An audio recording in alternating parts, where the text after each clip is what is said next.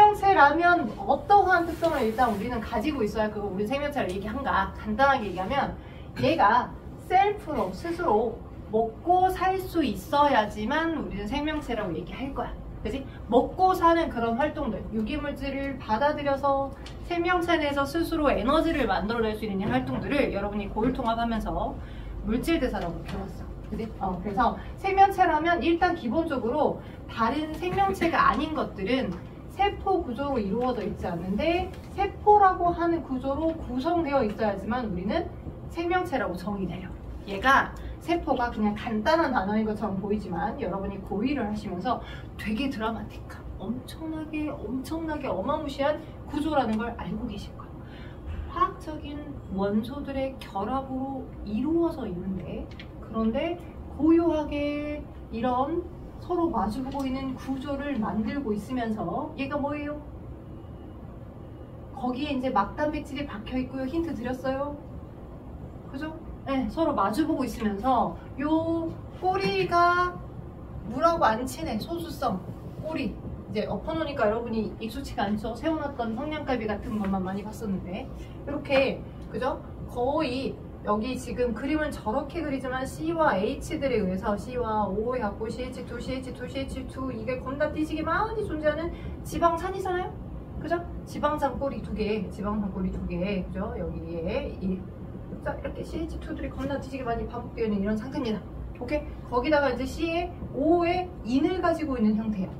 원래는 여기가 지금 글리세롤이었었는데 익숙치는 않죠. 처음 봐본 것 같죠, 느낌상. 근데 얘를 항상 나는 이렇게 그려가지고 대극박은 부분적인 플러스를 띄고 있는 전하를 띄고 있는 부분 거기에 이렇게 쭉쭉 뻗어 있어. 근데 여기는 뭐라고 안 치는 소수성 꼬리, 여기는 친수성 머리. 대극박 뭐라고 배웠었어? 네, 인지질. 그리고 양쪽에 물하고도 친해, 물하고 안 친해. 양쪽에 전혀 다른 성질 두 개를 다 같이 가지고 있네 라고 하여 양친매성 입자라고 배우셨었으면 좋겠어요. 그런 양친매성 입자를 물이 많이 있던 지구라고 하는 환경에서 그런 화학물질이 우연찮게도 만들어졌고 그들끼리 막 봉해져서 나만의 고유한 걸 담아둘 수 있는 영역을 만든 순간부터 생명의 기본이 시작됐다라고 생명체 이제 과학자들이 보고 있어요. 오케이? 그래서 모든 생명체들은 이런 인지질 이중층에 인지질 이중층에 그죠? 생명체의 고유한 핵이라고 하는 공간에서 가지고 있는 유전 정보로부터 어떤 거 더 필요하니까 더 끄집어 당겨. 아니야 안 필요해. 너 들어오지 말라 해. 라고 하는 그 채널의 역할을 할 수 있는 막에 박혀져 있는 막단백질을 다양하게 많이 만들어서 출입이 조절되게 하는 거죠. 오케이? 고유하게 자신의 영역을 컨트롤할 수 있는 그 영역을 만든 구조가 세포라고 하는 저 형태를 인지지중층의 막단백질이라는 이 형태를 유지하고 있기 때문에 가능한 겁니다. 오케이? 자, 세포라는 구조로 이루어져 있어야 우리는 생명체라고 정의 내리는 거고 그리고 저 세포라고 하는 이 구조 안에서 두 번째로 지들이 알아서 잘 먹고 싸고 필요한 물질을 분해하기도 하고 저장하기도 하고 쟁여두기도 하고 내보내기도 하는 화학 반응을 하더라는 거야. 고유하게. 이게 화학 반응이 일어난다는 게 굉장히 어려운 일인데 이 굉장히 낮은 온도 안에서도 엄청나게 빠른 화학 반응이 일어나더라는 거야. 화학 반응을 하더라. 근데 이 화학 반응이 생명체 내에서 일어나는 생명체 내에서만 일어날 수 있는 고유한 화학 반응이더라. 오케이? 오케이? 그래서 그걸 매개해 줄 수 있는 뭘 만들어서 효소라고 하는 시스템을 셀프로 스스로 만들어서 반응 속도를 조절하더라. 그죠? 반응 속도를 빠르게 해주는 일꾼 덕분에 온도가 낮음에도 불구하고 이런 일들이 잘 일어나더라. 오케이? 오케이? 이런 영역을 스스로 셀프로 만들어서 지위를 유지하고 있더라는 거지. 오케이? 그렇기 때문에 생명체라고 하는 구조의 특징이 이렇게 있고 거기다가 그런 여러 개의 세포들이 모여져 가지고 다세포 그리고 조직 또는 기관 또는 뭐 개체 이렇게 분화가 되어서 점점점 우리 개체라고 하는 건 기관과 조직과 여러 세포들이 모여있는 상태들이잖아요. 그들이 유기적으로 기능들을 각각 수행하고 거기에 누군가가 뒤지게 나를 이렇게 뭔가 해하려고 하는 액션을 취하고 있는데 그걸 내가 수집도 하지도 않고 반응도 하지도 않으면 내가 죽겠죠. 근데 적절하게 주변의 자극을 잘 수용을 하고 그 자극에 대해서 반응을 할 수 있는 어떤 시스템을 또 갖고 있더라. 그럼과 동시에 항상성을 유지할 수 있도록 하더라. 그죠? 어떤 문장을 딱 읽었을 때 이게 항상성을 유지하는 시스템에 대한 설명인 건지, 자극에 대한 반응을 하는 그 시스템 흐름을 얘기하는 건지, 아니면 물질대사를 얘기하는 건지, 세포호흡을 얘기하는 건지를 판단하게끔 하는 게 수능 유형 문제의 제일 첫 바탕 1번 모의고사 문제예요.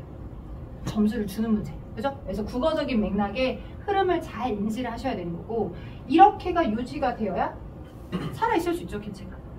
그죠? 그래서 저 세 가지는 이 개체라고 하는 게 생존되어 있을 수 있게끔 개체를 유지를 시키는 특징입니다. 개체 유지적 특성.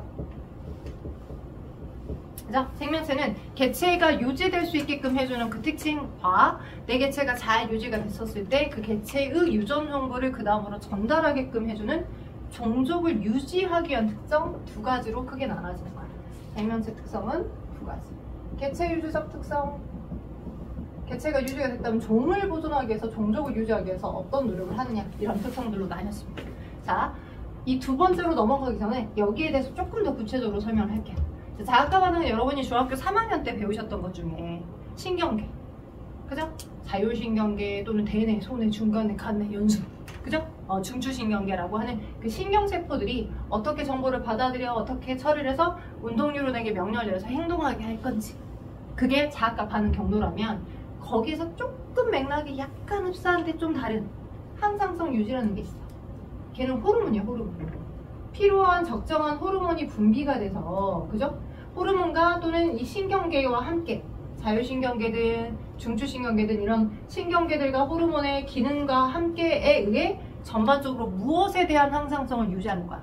외부나 내부의 상황 변화와 상관없이 내 내부를 항상 생명체라면 정해진 상태로 일정하게 유지하게끔 하는 거. 세 가지 측면이 있어, 항상성 유지가. 어떤 거? 밥을 내가 많이 먹어도 적게 먹어도 항상 에너지원이 일정하게 세포에 공급돼야 돼. 그게 뭐야? 혈액에 돌아다니는 혈당 양이, 그죠? 밥을 많이 먹든 적게 먹든 0.1% 정도의 퍼센트 농도로 유지될 수 있게끔 해주는 거야. 일정 기존의 양이 어느 정도는 계속 공급되어야 돼. 혈당량을 유지시켜주는 거. 거기서 배웠던 호르몬 기억나죠? 중3 때 배웠던 거. 혈당량 유지에 관련된 호르몬. 세 글자, 네 글자. 하나 낮춰주는 거, 하나 높여주는 거. 그치? 그치? 인슐린하고 걔 비슷해요. 걔랑 비슷합니다. 그래서 맨날 헷갈렸어. 글루카고, 맞아. 인슐린과 글루카고. 글리세린은 실험실에 많이 있을 거야. 자, 글리세린은 그렇게 바세린하고 비슷한 거고, 글리세롤이 여기였었고. 네. 화학하시면, 그죠? 겁나 비슷한 생물에서 말하는 이름들이 되게 비슷한 것들이 엄청 많아요. 헷갈리지 않도록 잘 나눠주시면 좋고요. 아무튼 이런 호르몬과 관련되어 있는 게 이제 혈당의 유지.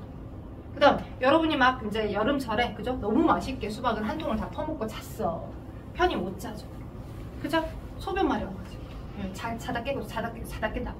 왜? 물이 많은 성분이 들어왔다라고 하면 체액의 농도가 어찌됐든 내 몸의 체액의 농도는 일정하게 유지가 돼요.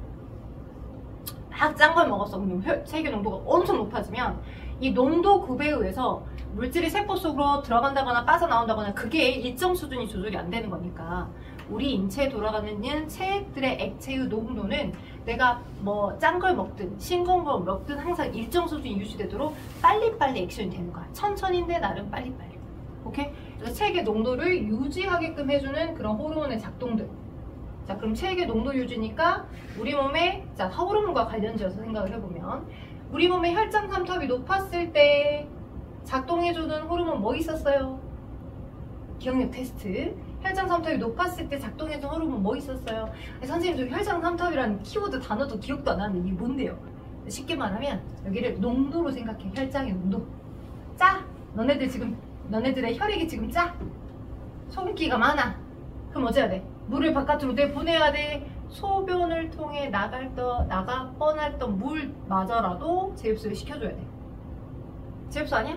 맞지? 소변으로 자꾸 물을 많이 내보내니까 나갈 뻔한 물도 재흡수를 시켜서 내 혈액에 물이 어느 정도 일정 수준이 있게끔 해줘야 되겠지. 그치? 그때 작동한 호르몬 이름이 뭐였어? 아는데 말 안 하는 거지. 오줌 요자가 들어갔어. 신기하지? 중학교 때 배웠던 게 떠나온다. 거기서 플러스 알파가 들어. 요자가 들었어. 대화하는 것 같아.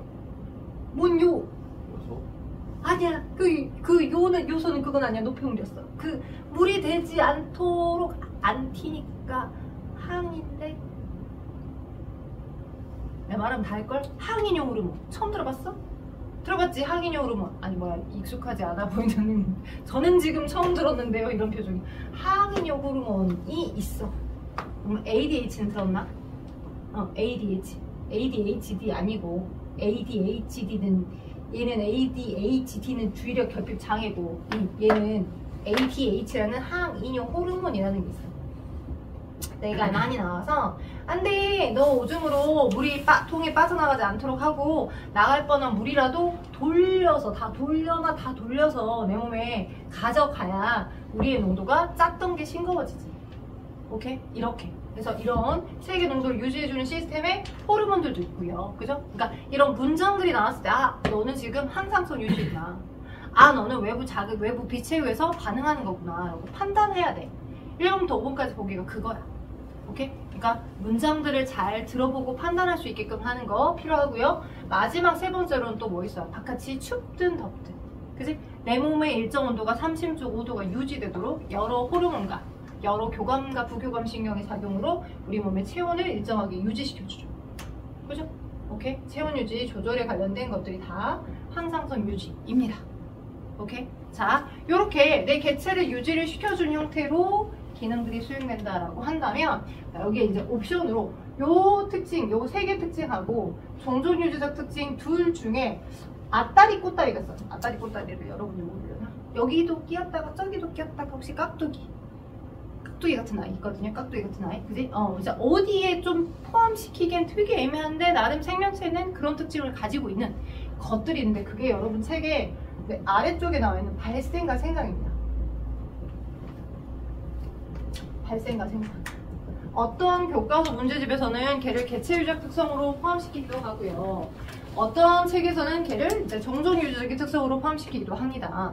근데 거기 발생과 생장은 둘 다 어떤 공통점을 가지고 있냐면 너네들은 다 세포 분열을 통해서 만들어지는 거야. 어떤 세포 분열이야? 세포 분열 크게 두 종류 있었잖아. 여러분 3학년 때 배웠던 세세포 분열, 생세포 분열. 그지? 근데 발생과 생장은 자 일단 발생, 생장 둘의 큰 차이는 뭘까요?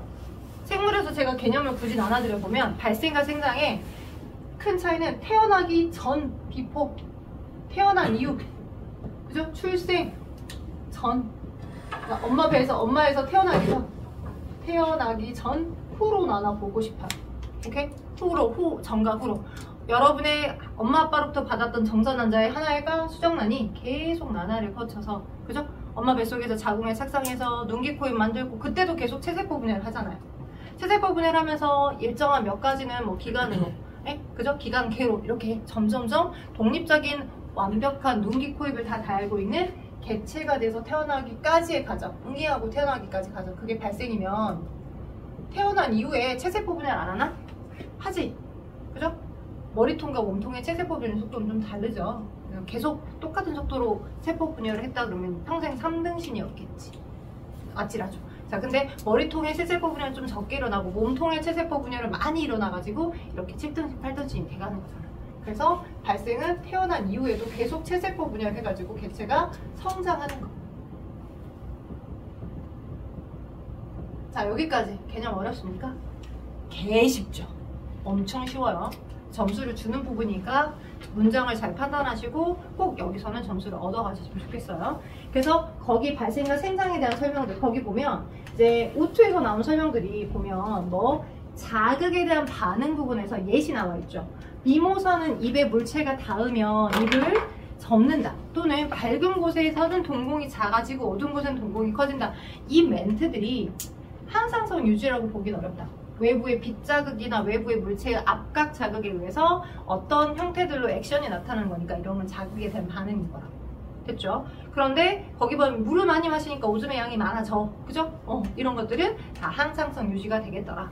그 다음에 발생은 개구리의 수정란이 올챙이가 되어 올챙이를 거쳐서 어린 개구리가 되는 거 발생이고요. 여기 왜?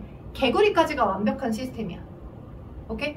개구리까지가 완벽한 시인. 선생님 몰치기가 되어서 태어났잖아요. 그러니까 개구리라고 하는 개체가 될 때까지 생강이니까 걔는 생강인 거 아니에요 라고 하시면 안 돼요. 왜냐면 얘네들은 불완전 병태, 그러니까 중간에 약간 다른 시스템을 살짝 거쳤다가 완전한 성체로 가는 형태이기 때문에 개구리까지가 완벽한 성체니까. 그래서 발생 과정입니다. 그리고 어린 개구리가 성체 개구리가 되는 게 생강이에요. 오케이, 차이점 구분하실 수 있게끔 했으면 좋겠고요. 그 다음에 이제 칠판 살짝 지우고 두 번째 종종 유전자 특성을 갈게요. 자, 그래서 요러요러한 특징들을 가지고 있는데 완벽하게 개체가 잘 유지가 됐다면 그럼 어때야 돼? 내 유전자를 그 다음 세대로도 또 그 다음 세대로도 나의 이 유능하고 좋은 유전자를 세대 계승을 해줘야지. 그지? 그러기 위해서 하는 것들이 두 번째 종종 유전적인 특성, 생식과 유전이야. 자, 생식과 유전은 더 말할 필요가 없을 것 같아요. 여러분 중3 때 배웠던 뭐 여러 가지 생식기관의 구조와 기능, 그죠? 정소와 난소의 역할로 정자, 난자라는 생세포를 만들고 그들의 수정으로 엄마 아빠의 정보 반반이 믹스된 정보가 다양해진 유성생식을 하는 거죠. 그죠? 그 정도까지만 판단하실 수 있으시면 돼요. 예를 들어서 엄마가 정록생이면 거기서 태어난 아들들은 다 정록생명이더라. 이런 문장이 나와. 유전이지 뭐. 그치? 어렵지 않지. 그치? 자, 그리고 뭐 적응과 진화가 거의 매해 모의고사, 연합, 평가, 그치? 적응과 진화. 항상 예시 문제로 제일 첫 번째로 나오는 게 적응과 진화야. 종종 유전 특성 중에 하나.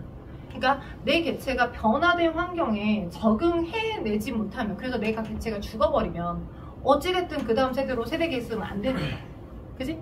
그래서 원래는 수분이 물이 부족하지 않은 환경의 나무였는데 그해 엄청나게 가물었어. 그럴 경우에 그 식물이 그냥 그대로 깨끗하게 해서 죽나? 그러지 않아. 과학자들이 연구를 해봤더니 위에 잎들은 말라져서 거의 죽어있는 것처럼 겉으로 보이거든? 근데 연구를 해보면 거의 에너지를 완전 아래 뿌리에다가 몰아서 뿌리를 엄청 많이 발달시키고 위에 있는 잎들은 다 말라 삐뚤어져 가도 뿌리가 더 많이 발달된 새로운 종으로 분화되더라는 거야. 연구를 해봤더니. 그러니까 뿌리에 물을 흡수를 해서 버티기라도 해야, 그래서 아주 어렵게 꽃대라도 피워서 뭔가 이제 생식을 통해서 전달해줘야지만 자기 세대가 계승이 되겠잖아. 그런 식으로 그런 문맥을 봤었을 때 얘가 적응을 했고 오랜 시간의 어떤 유전자의 변화로 종이 달라지는 진화가 된 거구나 라고 하는 걸 판단할 수 있게끔만 하시면 어느 정도 여기는 좀 괜찮습니다. 자, 그래서 적응과 진화 예시가 여러분의 책 북쪽에 나와 있어요. 보니까 선인장 가시가 입이에요. 뾰족뾰족한 거. 보통의 식물들은 입이 되게 넓은데요. 얘는 뾰족뾰족해요. 왜요? 너무 덥잖아. 네, 사막기. 그래서 얘네들은 이 입의 뒤쪽에 원래 식물들은 공변세포가 있거든요. 기공을 열어서 열린 기공으로 이제 물을 막 증산작용으로 내보내주니까 계속 물을 빨아올릴 수 있는 그 증산작용이 일어날 수 있게끔 해주는 시스템 기공이 있습니다. 기공을 만들어주는 세포도 주변에 있었죠. 무슨 세포였었어요? 혹시 기억나요? 잎 뒷면에 존재하는 마치 표피세포가 있고 마주보고 있는데 마치 두 개의 세포가 뽀뽀하듯이 두 개 마주보고 있는 세포벽은 두껍고 안쪽은 바깥쪽은 좀 세포벽이 얇으며 핵을 갖고 있는데 얘네들만 엽록체를 갖고 있어. 그리고 주변에 표피세포는 엽록체가 없어. 이렇게 됐던 거. 거의 기억에서 없지. 중1 때였던 거. 그렇지. 공변세포야. 대구 아주 좋아. 공변세포야. 그래서 모든 세포들은, 모든 생물들, 모든 식물들은 이런 공변세포를 갖고 있는데 공변세포가 엽록체를 갖고 있어서 광합성하는 낮 동안의 엽록체의 활동에 의해서 이제 이 기공이 열리거든. 근데 선인장 같은 경우에 사막 환경에서 낮에 기공을 열어두면 자신의 있던 물관에 저장됐던 물이 더 증발되는 경우가 많겠잖아. 그래서 얘네들은 캠 식물이라고 해서 달리해요. 나중에 여러분이 이제 비문학 비문학 지문 같은 거 읽을 때 많이 볼 건데 얘는 오히려 밤에 기공을 열어서 이산화탄소 저장하고요, 물도 저장하고요. 오케이? 낮에 한낮에는 기공을 닫아두고 있어. 낮밤을 분리해서 적응한 식물인 거야, 선인장. 그래서 그 환경에, 물이 부족한 환경에 나름 적응한 거야. 입이 가시로 그려져 있는 거야. 돼요? 오케이? 그러니까 그런 형태들을 기억하시고, 뭐 갈라파고스군도 핀칫에 이거 자연선 즉사를 하면서 많이 들었던 거니까 이건 판단하실 수 있을 것 같아요. 자, 여기까지 어렵지 않죠?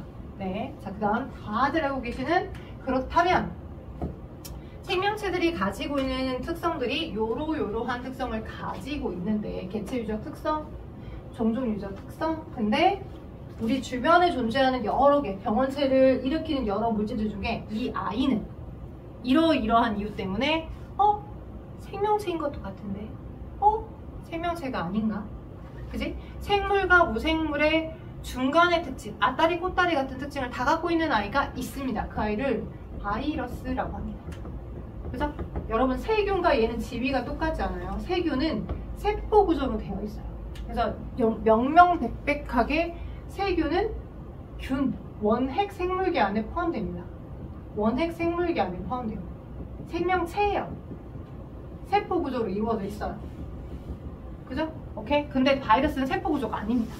오케이? 어떻게 생겨 먹었냐라고 하면, 자, 얘는 생물적 특성. 바이러스가 가지는 생물적 특성 뭐가 있을까요? 일단 생명체라면 너네가 생각할 때 이 방은 여러 개를 배웠어. 그 여러 개들 중에 생명체라면 가져야 할 진짜 얘는 진짜 중요한 기능 여러 개들 중에 베스트를 뽑아야 되겠다라고 하면 저는 유전정보와 물질 대사를 뽑아요. 그러니까 고유한 자신만의 명령어를 갖고 있고, 그죠? 오케이? 그리고 뭐 뭔가 물질이 들어왔을 때 그걸 대사해서, 그죠? 뽀개가지고 에너지를 저장을 한다거나 아니면 뭐 다른 물질을 만들어낸다거나 이걸 할 수 있어야지 고유한 생명체라고 할 수 있겠지. 그지? 근데 바이러스 핵산 갖고 있어요. 어떤 바이러스는 DNA를 가지고 있고 이중 나성 구조에 또 다른 종류의 바이러스는 단일 사슬 구조의 RNA 형태로 유전 정보를 가지고 있습니다. 그래서 자신의 고유한 핵산을 가지고 있어요. 자신은 고유한 핵산을 가지고 있더라. 그러니까 너는 생명체인 것 같아. 근데 생물이 아닌 것처럼 보이는 특성. 아까 내가 왜 얘기했었죠. 내 두 개가 꼭 필요한 것 같은데 얘는 스스로 물질에서 못해. 외부의 물질이 들어왔어. 그걸 대사한다거나 그걸 뽀개서 다른 물질을 만들어낸다거나 그걸 저장해 놓는다거나 스스로 물질에서는 못해요. 오케이? 단지 활물기생. 자, 유식한 표현인데 살아있는 생물체 안에 얘를 그 게스트 호스트 유저 호스트로 하여, 그죠? 그러니까 누군가를 숙주로 하여 숙주세포 내에 숙주거의 효소를 이용해서 지꺼인 것처럼 부려먹고 사는 거야. 오케이? 숙주가 있어야지만 물질제를 할 수 있다. 살아있는 숙주가 있어야지만 물질제를 할 수 있어. 그래서 바이러스를 분류를 하자면 어떠한 세포를 숙주로 하느냐, 식물세포에만 감염되는 바이러스냐, 아니면 동물세포에만 감염되는 바이러스냐, 아니면 곰팡이에만 감염되는 바이러스냐로 종류를 되게 나눌 수도 있고요. 또는 이 핵산의 종류가 DNA 형태냐, 핵산의 종류가 RNA 형태냐에 따라서 또 다양하게 또 분류를 할 수 있는 거야. 오케이? 그래서 요즘 중국에서 아까 아침에도 듣고 왔는데 주류독감이 변형이 돼서 인간이나 다른 개체에게 감염되는 바이러스가 감염병이 생겨가지고 지금 유행한다 어쩐다고 그걸 하고 하더라고요. 그러니까 영화에서 나왔던 것 같은 일이 지금 몇 세대 거치니까 생길 수 있어요. 왜? 바이러스는요. 바이러스는 두 번째 생물적 특성, 돌연변이가 잘 일어나.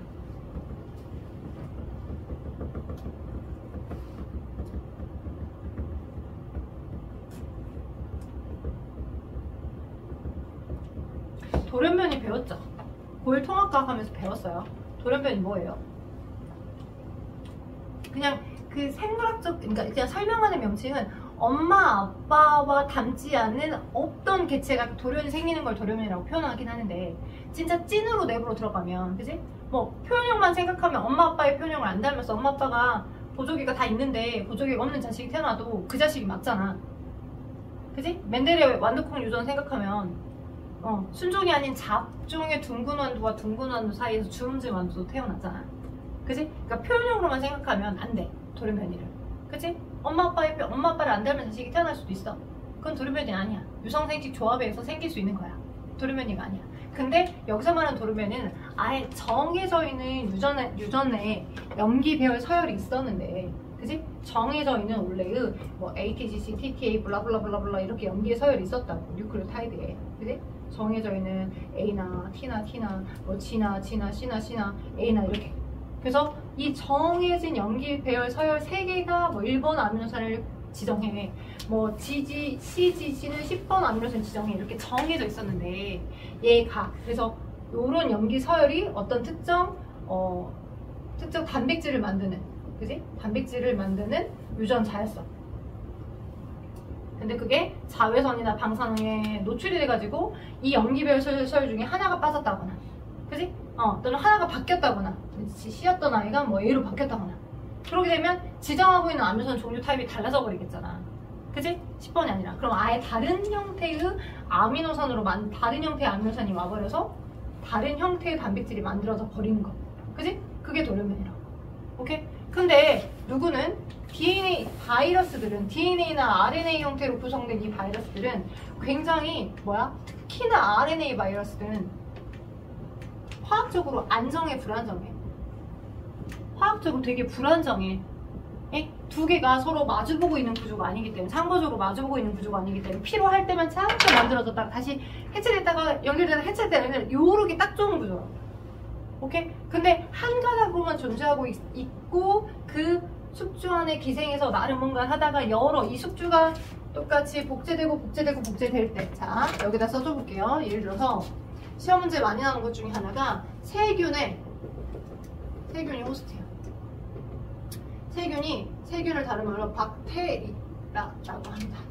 제가 착각했어요. 저기까지 못 갔는데 나 집어 쓸게요. 큰일 날 뻔했어요. 여러분들 복습을 했는데 저 얼굴 안 나가고 계속 사운드만 들어가 뻔했어요. 저게 여기까지는 안 지키거든. 여기다 지어서 설명할게요. 자, 아까 얘기하는 것들 중에 저 박테리아라고 하는 것과 박테리오파지라고 하는 게 있습니다. 이름이 비슷하니까 헷갈리기 딱 좋아요. 오케이? 근데 얘는 바이러스. 오케이? 얘는 숙주, 호스트. 세균. 그래서 여러 종류의 바이러스가 있겠지만 이제 문제에 나온다고 한다면 대장균과 같은 어디에 세균에 기생하는, 그죠? 오케이? 박테리오파지 이렇게 생겼어. 티포 박테리아 뭐 이렇게 생겼거든. 마치 주사를 뿅 집어넣을 수 있는 것처럼 이렇게 생겼어요. 그리고 여기에 자신의 유전 정보를 갖고 있습니다. 이렇게 DNA를. 그래서 자, 본인은 하나도 효소가 없어요. 효소를 유전 정보를 갖고 있어요. 자신의 생존에 필요한 이런 겉껍질을 만들게끔 하기 위한 유전 정보를 갖고 있지만, 그지? 스스로 물질을 할 수 있는 효소는 한 탱이도 없습니다. 근데 여기에 지금 숙주 거에 대장균에 주 염색체 이렇게 생긴 유전자들이 있어요. 그러면 쟤와 얘가 흡사한 구조가 있어. 유전 정보가 매우 흡사한 부분이 있어서 얘를 꼬시는 거야. 야, 이 들어갔더니 야, 니캉 똑같은 유전자를 가지고 있어. 잘 생각해봐. 너랑 나랑 같은 아이야 하고서 여기 있던 자신의 유전자로부터 일부의 자신의 정보 여기다 끼워 들어가. 오케이? 끼워 넣어. 오케이? 끼워 넣고 이 대장균은 거의 20분에 한 번씩 세포 분열합니다. 20분에 한 번씩 1회 세포 분열해. 하나가 2개 되고 2개가 4개 되고 막 겁나 뒤지게 빨리빨리 세포 분열을 할 수 있다. 오케이? 그러면 자, 대장균은 대장균 거 자신의 어떤 단백질로부터 막 빠르게 자신의 정보를 복제하고 또 하나가 2개 되고 복제하고 하나가 또 2개 되고. 근데 그렇게 될 때 여기 안에 이미 누가 박테리오파지 거, 그지? 바이러스의 DNA가 지금 들어가져 있잖아. 그지? 근데 그렇게 막 빨리빨리 뭔가를 하다 보면 뭐가 생겨? 돌연변이가 생긴다. 오류가. 오케이? 그러면서 오로지 이 A 타입의 대장균에만 기생하는 게 아니라 얘랑 비슷하게 생겼지만 얘가 만약 말라 죽거나 뒤지게 죽어버리면 숙주가 사라지게 되면 본인도 살 수가 없잖아. 그지? 그걸 살아서 어떻게든 세대를 계승하기 위해 빨리빨리 뭔가를 하는 과정에서 자연스럽게 당연히 돌연변이가 생길 수밖에 없고, 그 돌연변이 덕분에 A 타입의 대장균뿐만 아니라 얘랑 비슷하게 생긴 B 타입의 대장균에도 숙주로 들어갈 수 있게끔, 그지? 기생해서 들어갈 수 있게끔 그런 정보가 만들어질 수 있는 거야. 오케이? 얘는 돌연변이를 해야지만 살아남는 거야, 바이러스는.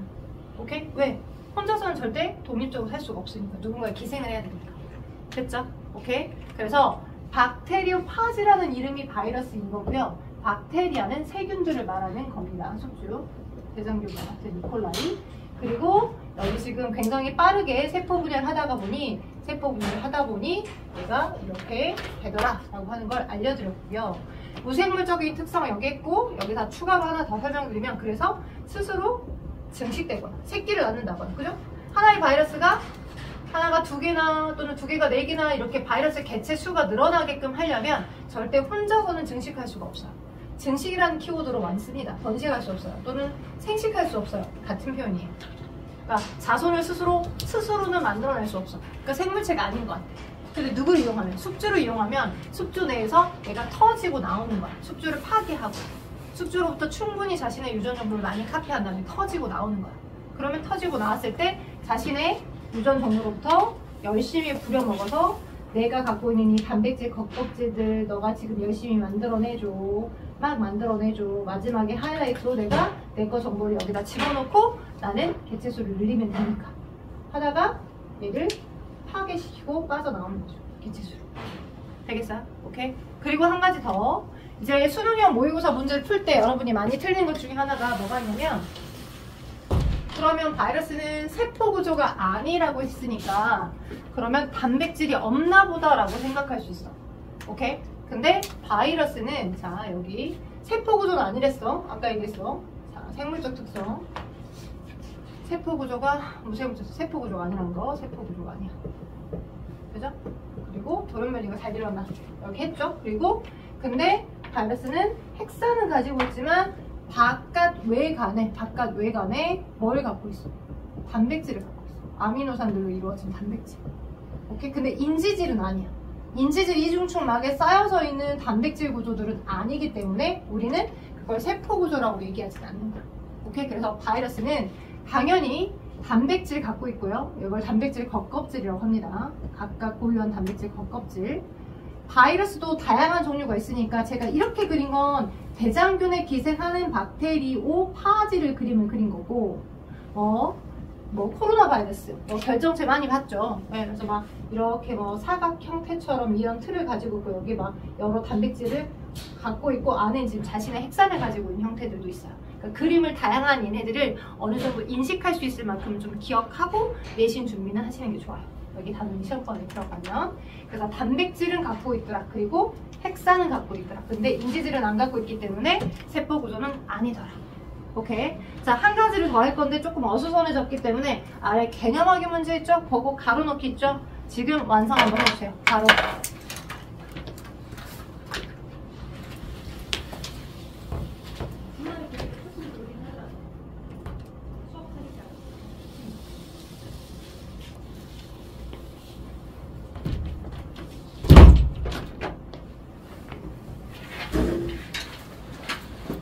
자, 그러면 봅시다. 우리가 지금 2시간짜리가 아니라 90분짜리죠? 4시 반에 끝나는 거죠? 계획했던 대로 하려면 여기를 하고 잠깐만 쉬었다가 4시 땡 되면 또 그 다음 걸 할게요. 자, 생물을 구성하는 구조적 기능적 기본 단위는 세포다. 맞죠? 자, 그 다음에 물질대사에 대해서 동화작용은 볼 때 배웠네. 낱개로 있었던 걸 연결시켜서 저분자가 고분자가 되는 거니까 기억으로 가야 되고, 대표적인 예가 빛에너지를 바탕으로 이산화탄소와 물을 바탕으로 포도당 합성하는 광합성이 있었어. 이와는 반대로 짝대기 짝, 그죠? 그 다음에 세포 호흡이 예시가 되겠죠. 자, 항상성은 디귿으로 가야 되고요. 맞죠? 물질대사는 기억입니다. 효모. 자, 그 다음에 적응과 진화가 니은 맞겠죠? 종류도 기억하시고요.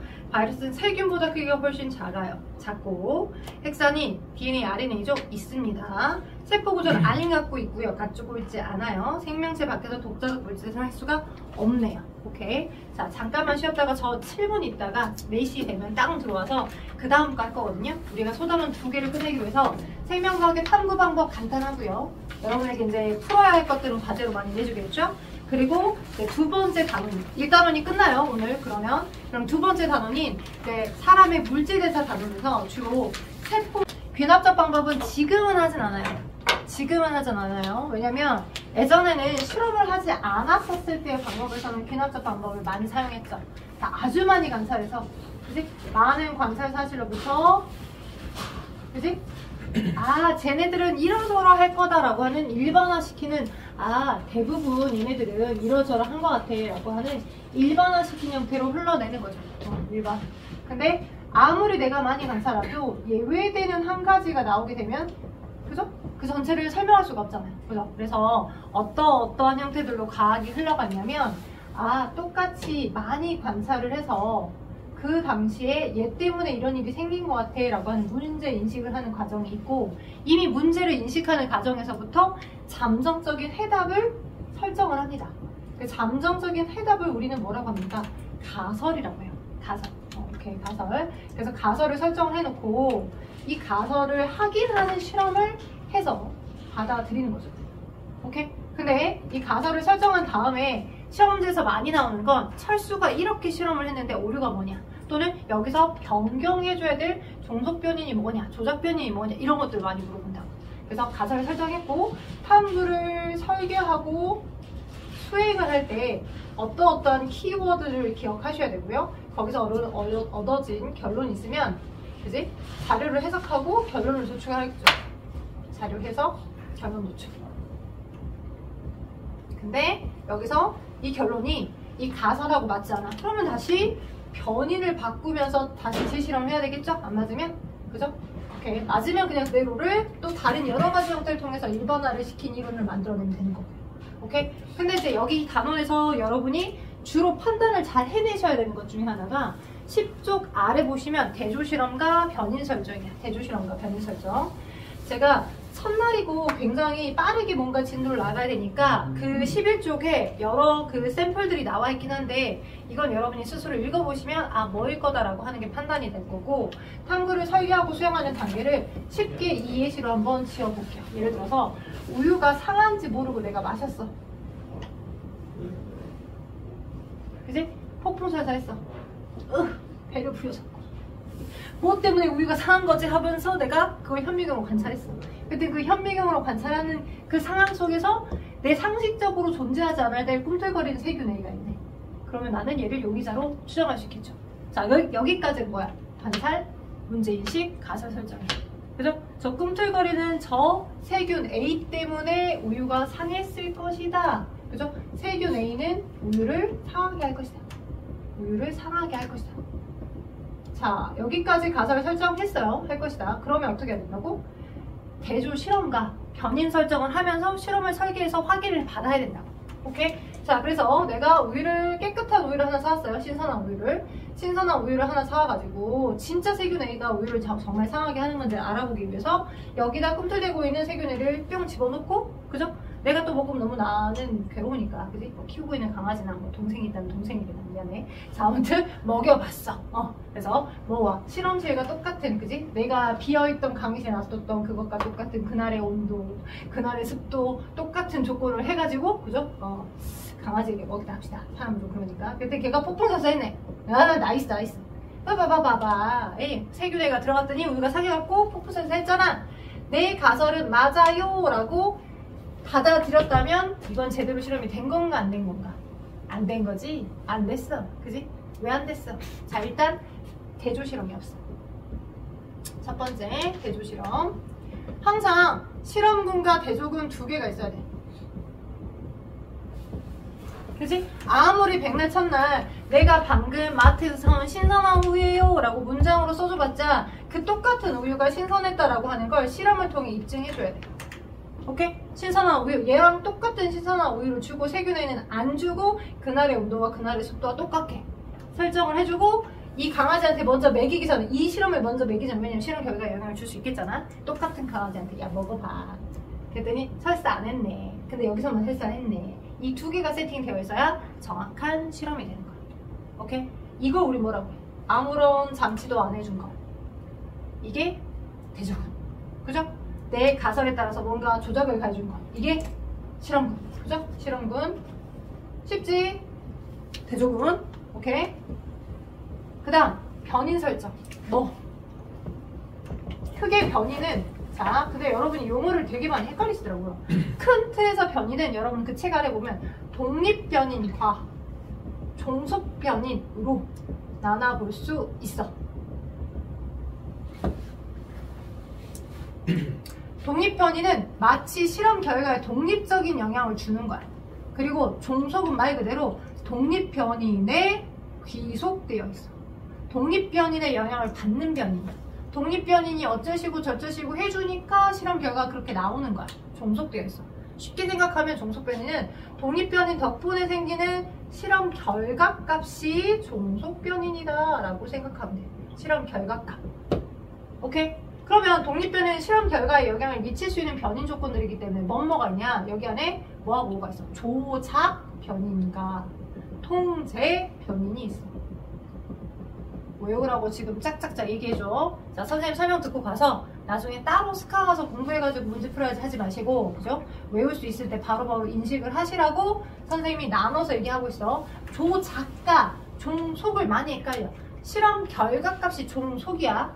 조작은 내 가설에 따라서 뭐 해주고 안 해주고, 그죠? 조작 변이는 가설에 따라 해주고 안 해주고, 그쵸? 여기서의 조작 변이는 뭐겠어요? 세균 A 넣어주고 안 넣어주고, 그죠? 세균 A의 유무가 조작 변이겠죠. 세균 A의 유무.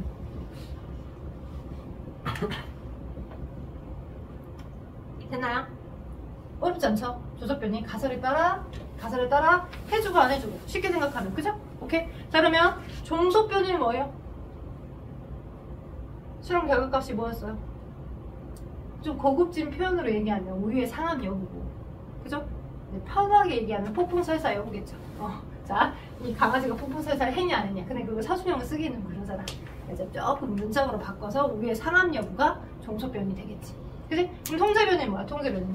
자, 독립 변이, 즉 실험 결과에 영향을 미칠 수 있어서 조작 변이, 실험군에서든 대조군에서든 똑같게 세팅을 해줘야 되는 것들을 말해.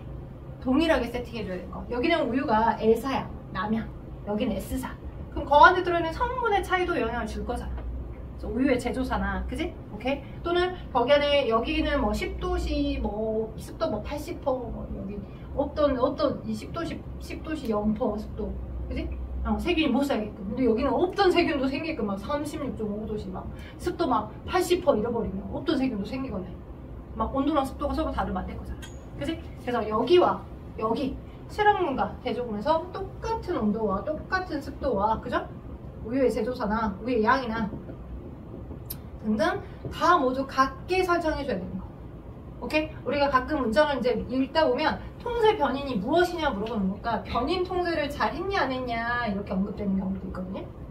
변인 통제를 잘했다, 그렇지 않았다 라고 할 때 이해는 통제 변인 요소들 각각들이 다 여기하고 여기에서 같게 다 해줬냐 이걸 확인하는 거야. 변인 통제가 잘 됐어요. 여러 통제 변인 요소들이 있을 건데 그것들이 실험군과 대조군에서 다 똑같게 세팅이 됐어요 라고 얘기하는 것들을 말하는 거야. 됐어요? 오케이? 그래서 독립 변이는 두 가지, 통제와 조작, 종속은 실험 결과값. 그래서 오케이? 어렵지 않죠? 안 헷갈리니까 잘 잡으시고, 자, 그리고 오른쪽 91쪽 아래 보니까 생명과학의 다양한 탐구 방법에서 다윈의 자연선택설에서 나와 있어요. 귀납적 탐구 방법이에요. 다윈의 자연선택설은 고등학교 1학년 자연선택설 하면서 자연선택설이랑 지나면서 배웠을 거고, 왓슨과 크릭의 DNA 연구도 마찬가지. 아주 많은 관찰로부터 혹시 이렇게 해서 만들어진 거 아니야? 계단형처럼? 뭔가 창의적인 사고를 아울러서 일반화된 이론을 이끌어낸 거라 얘는 실험을 확인한 건 아니니까 왓슨과 크릭의 DNA 발견은 요 둘 다도 귀납적 방법이더라 라고 기억하시고, 아래 5번부터 9번 채워봐 지금.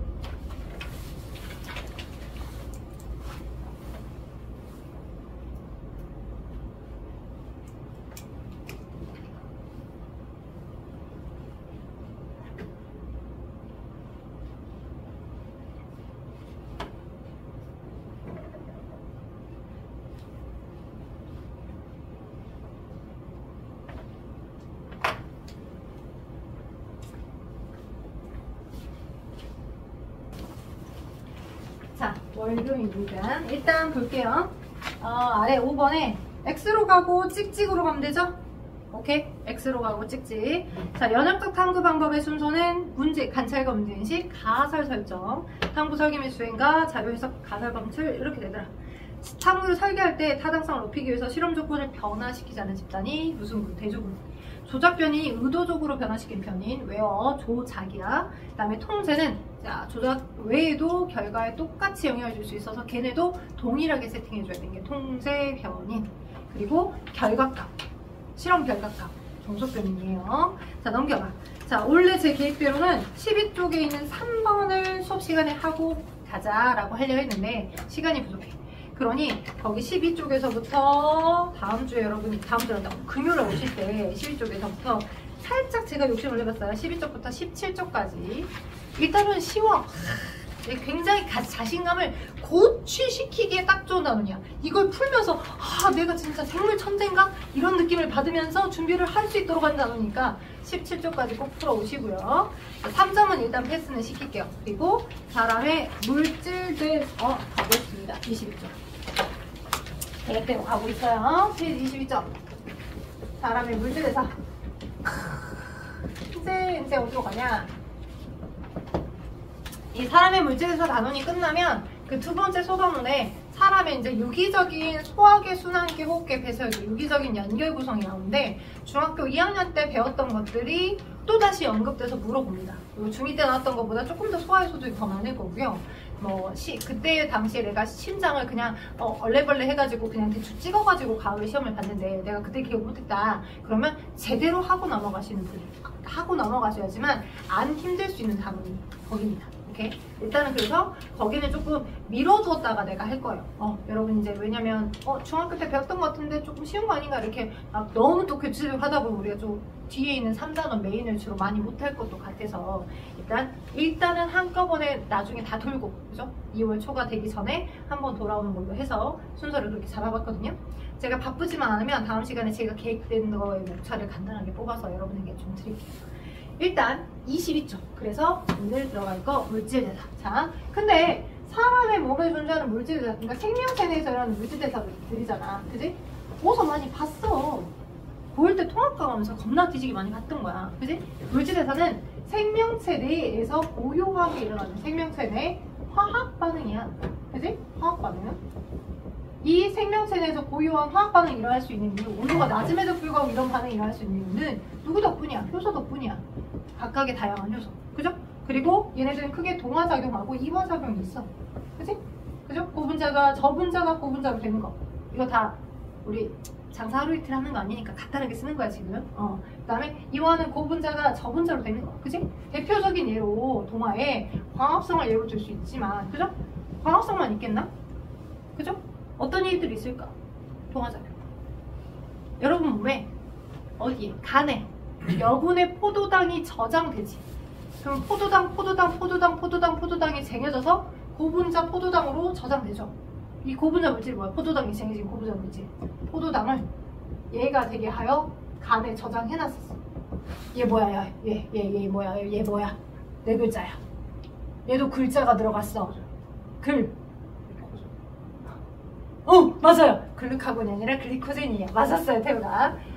생선인가? 자, 글리코젠이에요. 다당류. 글리코젠으로 저장됩니다. 오케이? 이거 처음 들어본 것 같을 수 있지만 들어보셨어야 돼요. 글리코젠 다당류입니다. 다당류. 동물의 저장성 다당류. 그렇죠? 이런 것들도 당연히 동화작용이 있고. 그렇죠? 오케이? 또는 DNA가 원본을 바탕으로 엄마로부터 아빠로부터 받은 DNA들이 있었어. 그치? 세포가 분열하려고 할 때 원본을 바탕으로 먼저 DNA를 그렇게 또 똑같이 카피. 그죠? 원본을 바탕으로 또 그대로 카피. 그죠? 잃어버렸어. DNA 복제. 네, DNA가 합성되는 것도 동화작용. 그죠? DNA가 합성되는 것도. DNA 합성. 유전자에 있는 정보로부터 아미노산들이 필요한 그 번호 순서대로 결합돼서 단백질이 만들어지는 것도 동화작용. 그러니까 생각을 확장해서 판단할 수 있으셔야 돼. 그냥 예시를 다 그냥 톱으로 외웠을 때 얘는 얘고 얘는 얘고 외워야 돼. 그런 거 아니야. 생물은 사고를 해야 돼. 이화도 마찬가지. 자, 이화작용은 대표적으로 이제 양분이 소화되는 거. 근데 이화작용의 대표적인 예시로 무엇을 드냐? 세포 호흡을 들고요. 이 단원에서 세포 호흡의 본질적인 의미 그리고 그 분자가 어떻게 우리 몸에서 에너지로 저장이 되는가를 물어보는 단원이에요. 그러면서 동시에 무산소호흡과 유산소호흡까지를 조금 보실 수 있는 실험까지 아시면 조금 더 낫다. 오케이? 자, 그러니까 뭔가 아는 것 같은데 나는 몰라. 이런 단원이 될 수 있다. 뭔가 알고 쉬운 단원인데 나는 왜 틀리지 항상. 자, 그러면 여기에 중심적으로 저희가 설명할게요. 오케이? 이 부분. 자, 저와 생물을 좀 오랫동안 하신 분은 귀에 딱지가 바뀔 만큼 겁나 뒤지게 자주 들었던 것 중에 하나가 저거야. 그지? 저거야. 저게 뭐였어? 세포호흡이. 여러분의 생명체, 동물이든 식물이든, 식물은 포도당을 스스로 만들었죠. 그건 광합성. 근데 그 만들어진 포도당이라는 주 영양소가, 그지? 주 영양소. 동물로 따지자면 뭐 있어? 아미노산이나, 그죠? 동물로 따지자면 아미노산, 뭐 지방산, 또는 포도당, 얘네들 같은 것들이 주 영양소였잖아. 그 주 영양소를 그대로 화학적으로 세포에서 쓸 수가 있었나? 못 써. 포도당도 탄소 6개, 산소 6, 수소 12개, 산소 6, 이렇게 있어. 그죠? 아미노산도 이렇게 해서 여러분이 고를 때 막 여러분을 겁나 뒤지기 어렵게 했던 뭐 이렇게 생긴 거. 탄소랑 수소랑 질소들하고 결합돼서 이렇게 만들어진 물질들이 아미노산이잖아. 그지? 그래서 화학적으로 결합돼 있다고. 공유야. 각각 화학적으로. 이 결합된 에너지를 그대로 끊어가지고 세포에서 쓸 수 있는 형태로 못 써. 세포에서 사용할 수 있는 형태는 이 형태의 화학적 화폐가 아니라 요 아이야. 요 아이. 어떤 아이? 요렇게 생겼어.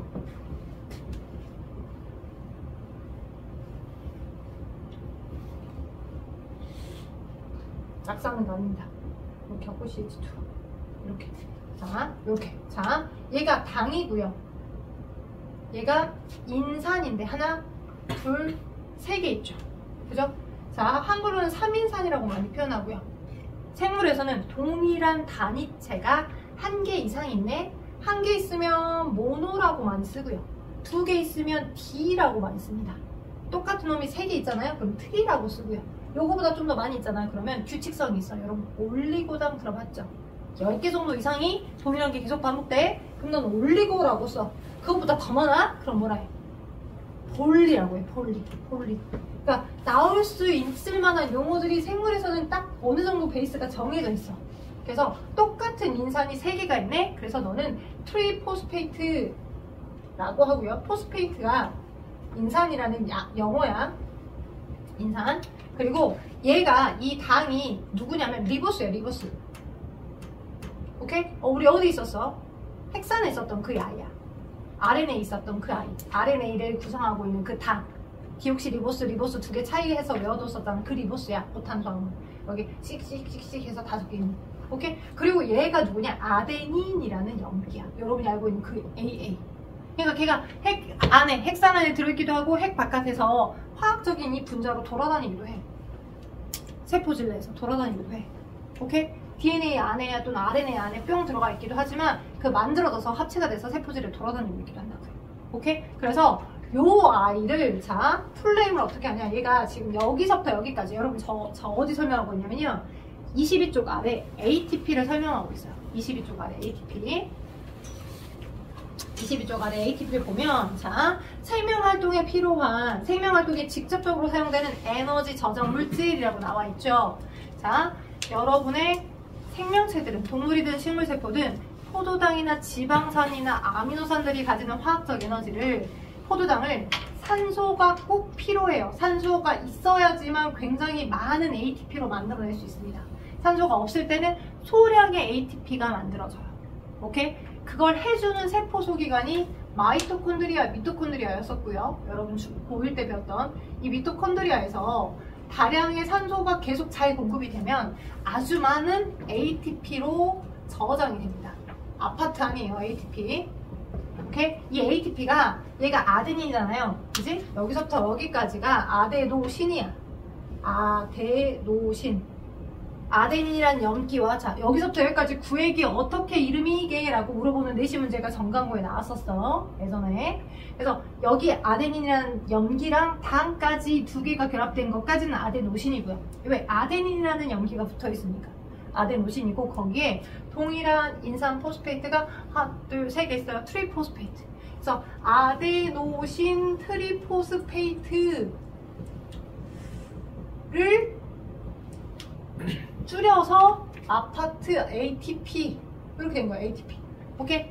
ATP. 자 그리고 요 형태가 좀 화학을 좀 하시는 분들은 아시겠지만 화학과도 연결되어 있어서 보시면 전김손도가 겁나 커요. 오라는 원자가. 그러니까 공유를 하긴 했어. 전자쌍을. 근데 나는 전자를 뒷방 좋아해.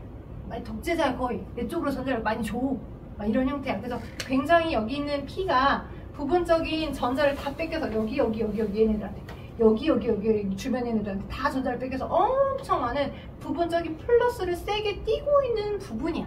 그래서 화학 반응을 잘할 수도 있고 쉽게 전자를 튕겨내보내기 딱 좋은 구조예요. 저 인산이라는 구조가. 오케이? 에너지를 굉장히 많이 저장할 수 있는 형태여서 저 세 개의 인산이 결합된 형태에서 하나가 떨어져 나갔다가 붙었다가 떨어져 나갔다가 붙었다가 하는 형태로 에너지가 저장되는 거야. 생명체들은. 오케이? 그래서 자 이렇게 ATP라는 형태의 분자도 있고 ADP라는 분자의 형태도 있는데요. 이 포도당이나 아미노산이나 지방산이 가지는 화학적 결합 에너지를 원래는 떨어져 있었던 이 형태, 무기인산만 있는 거야. 여기 돌아다니고 있는 무기인산 하나만 있었던 거야, 이 아이가. 오케이? 근데 얘가 이렇게 연결이 돼. 연결될 때 에너지가 저장된 거야. 어떤 에너지를? 여기에 결합됐던 에너지를 끊어다가 거기에 저장시켜준 거야. 오케이? 그래서 그런 게 한 38분자가 만들어져. 포도당 한 분자를 사용하게 되면. 나중에 생명과학을 좀 찐으로 배우게 되면 실제 덜고 어쩌고저쩌고 하는 양을 따지면 한 36 ATP가 만들어진다고 하는데 보통 38개로 많이들 얘기하시거든요. 그러니까 38개로 떨어져 있었던 얘네들을 38개 정도 ATP 분자를 만들어 주는 거고요. 포도당 한 분자가 다 ATP로 그러니까 세포업을 하게 되면 그리고 어쩔 수 없이 여기에 탄소나 수소나 산소라는 원소를 갖고 있다 보니 이산화탄소나 물이라고 하는 목표물이 발생되는 거예요. 이게 세포업의 시기입니다. 그리고 포도당이 들어오면 계속 저렇게 38개 ATP를 최종적으로 만들어줘. 그죠? 그러면 이 38개 ATP가 만들어졌다가 어떻게 해준 거야? 여기 가서 여기 10 ATP 줘. 아니면 뭐 여기 5 ATP 줘. 해가지고 뭐 어때다 너 의복비 사라. 너 아니면 식대로 뭐 플렉스 해라. 단골로 뭐 먹어라. 라고 할 때 그 갖고 있던 ATP라는 에너지를 해체해가지고 ADP로 되게끔 하면서 나온 에너지로 근육을 수축시킨다거나 오케이? 또 다른 물질을 만든다거나 하는데 사용이 되는 거야. 오케이? 그래서 이 분자 하나가 들어가서 38개 ATP로 저장이 되는데 그쵸? 얘를 이제 뭐 저장됐던 총량을 따지면 저 한 분자가 화학 반응을 하게 되면 38개 ATP를 만들어내는 거지만 이미 많이 만들어졌던 양들 중에서 어디다가는 뭐 10 ATP 정도 줘. 그럼 10 ATP가 10 ADP와 뭐 또 10 PI로 빠져나가면서 나오는 그 에너지를 바탕으로 왜? 얘는 에너지가 많이 저장되는 거고 얘는 에너지가 적게 있는 거니까 그때 나온 그 에너지로 근육을 수축시킨다거나 그죠? 오케이? 생명활동에 사용이 되는 거야. 근육을 수축시킨다거나 어떤 또 다른 물질을 합성한다거나 단백질을 이용해가지고 효소들을 이용해가지고 네? 또는 뭐 어떤 물질이 이동되게끔 한다거나 막단백질을 통해서 오케이? 여기 이런 형태로 사용이 된다. 그걸 우리는 생명활동 에너지에 사용됩니다. 요 ATP가 ADP로 뽀개질 때 나오는 그 에너지로 생명활동 에너지들을 다 사용하고 있습니다. 라고 표현한 게 23쪽 에너지 전환과 이용 이 부분이에요. 23쪽에 가보니까 자 그래서 이렇게 자 지금 세포 해가지고 식 나오죠? 그래서 ADP와 PI를 이용해서 ATP로 합성을 시켜줬고 또 필요한 만큼을 ATP가 ADP로 뽀개질 때 그때 나오는 에너지로 근육 운동이나 체형 유지나 그죠? 정신 활동이나 생장 등과 같은 여러 화학 에너지로 사용이 된다라고 보시면 될 것 같아요. 오케이? 자 그다음 효모와 이산화탄소 방출량 비교하기 나와 있는데 자 그거는 일단은 제가 칠판을 지운 사이에 23쪽에 1번부터 5번 가루까지를 빨리 한번 완성해줘. 효모까지만 하고 퇴근하자. 다음 학원이 있지 너네? 없나? 없나 보네. 잠깐만 좀 하고 가자 그러면. 효모까지만 하고 가자. 자 1번부터 칠판 지운 사이에 1번부터 5번까지만 한번 해봐. 여기 보시면 1번부터 5번까지 보기에서 1번 답은 일단 물질대사 동화와 이화가 크로스로 가시고 또 크로스로 가시면 맞죠? 동화작용, 이화작용 얘들 세포업은 주로 미토콘드리아 포도당은 산소와 반응해서 이산화탄소와 물로 분해되는 거고 세포업에서 발생된 에너지 중에 일부가 ATP에 저장이 되고 나머지는 열로 방출되어서 체온 유지에 사용이 된다는 거. 오케이?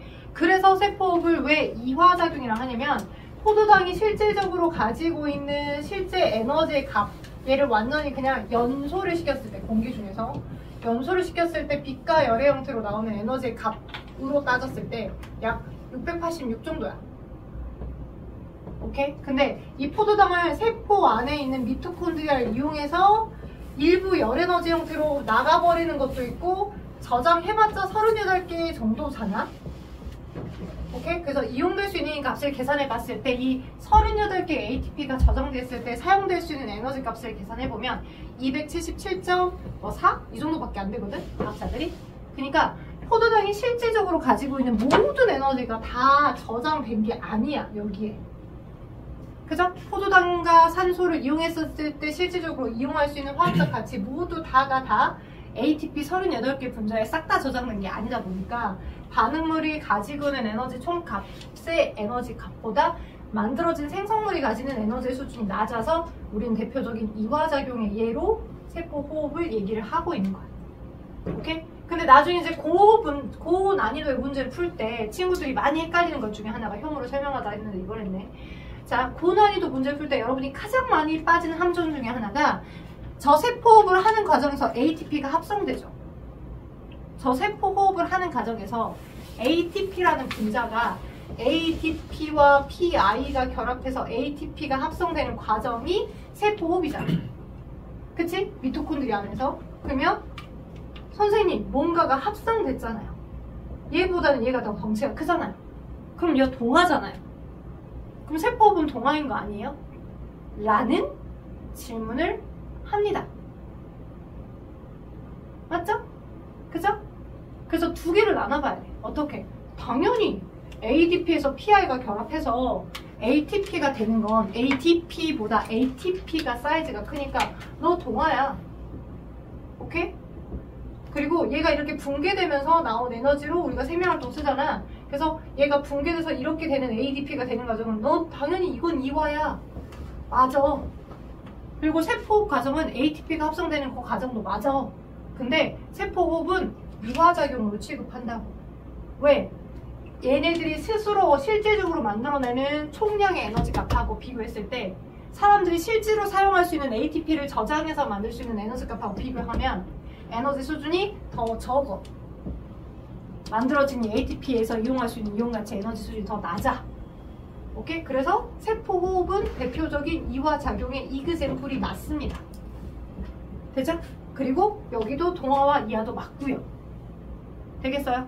오케이? 한 번은 확실히 꽉 잡으신 것 같아요. 여기도 동화 이하가 맞고요. 세포호흡이 이화작용의 대표적인 예시인 것도 맞고요. 오케이?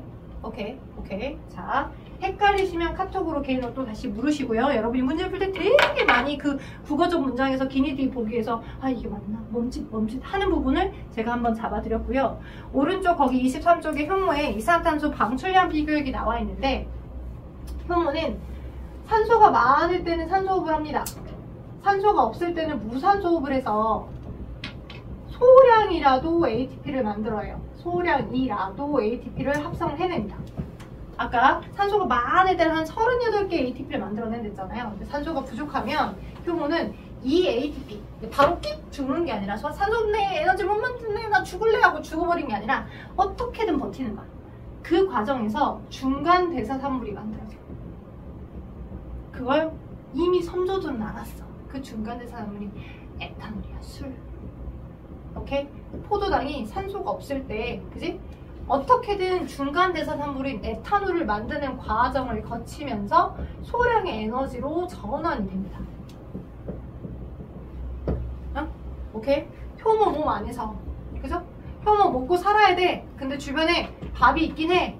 근데 산소가 부족하네. 밀폐되어 있어. 그지? 근데 여기서 깨끗하게 바로 죽는 게 아니라고, 효모가. 에너지 못 만드네, 막 바로 죽어. 나 죽어! 하고 바로 죽는 게 아니라고. 바로 죽는 게 아니라 주변에 존재하는 포도당들을 받아들여서 소량의 에너지라도 만들고 그리고 중간 대사물인 알코올을 만들고 에탄올을 만들고 버텨. 오케이? 버티다가 근근히 버티다가 또 산소가 많아지면 산소호흡을 하는 거고요. 되죠? 오케이? 오케이? 그래서 전부를 다 할 수는 없었네요. 여기 강의실 비워드려야 돼서. 그래서 요거까지는 설명을 했고요. 다음 시간에 거기 23쪽에 있는 탐구 자료, 맹간부 이용해서 저 무산소호흡 하는 거 조금 더 설명을 하고 진행을 할 거여서 발효 부분까지를 제가 설명한 거거든요, 방금. 자, 거기를 설명을 할 거여서 그런 문제만 떼고 여러분이 27쪽 보니까 11번까지일 것 같아요. 27쪽에 11번까지 해와줘 보세요. 그래야 어느 정도는 조금 여러분이 힘을 얻어서 갈 수 있어요. 11번까지, 27쪽에 11번. 27쪽 11번. 됐죠? 자, 12번이 그 맹가부부 실험하는 건데 거기서도 좀 알고 가셔야 될 내시 문제가 있으니까 설명을 좀 더 드릴 거고요. 질문 있어요? 괜찮아요? 복습 바로 하세요. 숙제가 많을 거니까.